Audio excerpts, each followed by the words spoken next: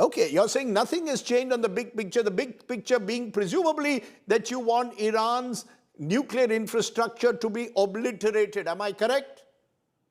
Not just obliterated. The Iranian regime needs to make a commitment that it's not going to have an uranium enrichment capability on Iranian soil, and that it's not going to have a massive stockpile of ballistic missiles on its soil, and that it's not going to sponsor and finance and train the worst groups in the world, Hamas, Hezbollah, the Houthis, that are committed to my destruction and the destruction of the rest of the region. This is very clear basic principles, and whether it happens on the timeline of 24 hours, 48 hours, 72 hours, a 5-day pause, a 2-day pause, I don't know, but these are the key principles and everyone needs to understand them. Mr. Rubenstein, that question to you as well. Has Donald Trump miscalculated? Israel, Benjamin Netanyahu seemingly had a clear plan, an objective, part of which you've put out there, but the seeming goal was to ensure that Iran can never, in a way, challenge Israel in the region, that you've got to completely decimate it to the point where its various militias can no longer operate, and you wanted regime change.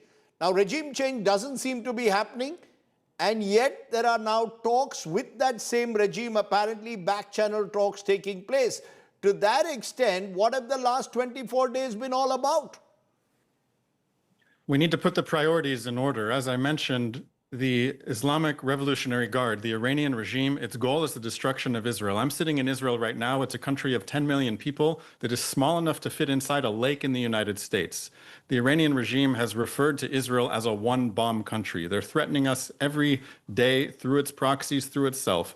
Now, the Israeli military is attempting to degrade Iran's capability of ever harming Israel again. That means eliminating its nuclear infrastructure, eliminating its ballistic missile capabilities. Now, we hope, as Israel and the United States are degrading Iran's ability to project power in the region, that it will be left so wounded that the Iranian people, who a majority of whom oppose this regime, will be able to take their future into their own hands. I do not know if this will happen, how this will happen, when this will happen. It would be very nice if it does happen, but if it doesn't happen, the people of Israel are very clear that they're not going to coexist with a regime that wakes up in the morning and thinks about ways to creatively attack the people of Israel. It's not sustainable.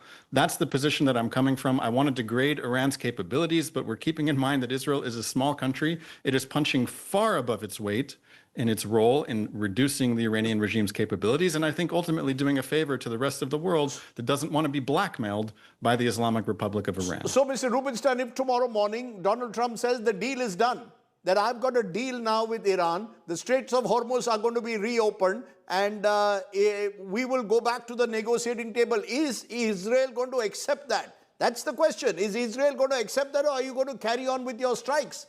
You're focusing a lot on the Strait of Hormuz. The Strait of Hormuz was open a month ago. It's Donald Trump, Mr. Rubenstein. Donald Trump made it critical to the fact that he said, unless the Straits of Hormuz are reopened, we are going to obliterate infrastructure in Iran. It's Donald Trump who said that.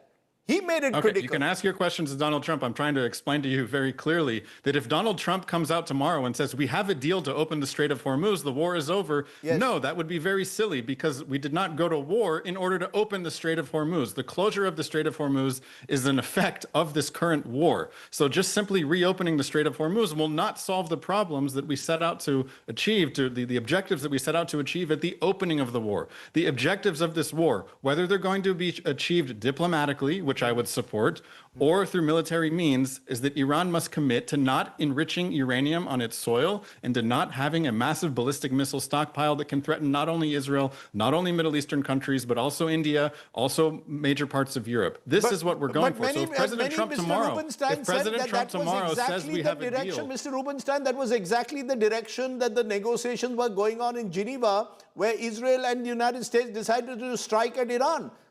Iran has emphasized time and time again that it will never give up its domestic capability to enrich uranium. Iran has already stockpiled an amount of uranium at weapons grade level that, if it chooses to do a little bit more work, is enough for 11 nuclear bombs. Iran has made no claim that it is willing to give up its domestic nuclear capabilities, its enrichment in Iran. I will repeat this again. Will Iran give up its capability to enrich uranium in Iran? Is this on the table? Iran says no. I'd be very happy if they say yes.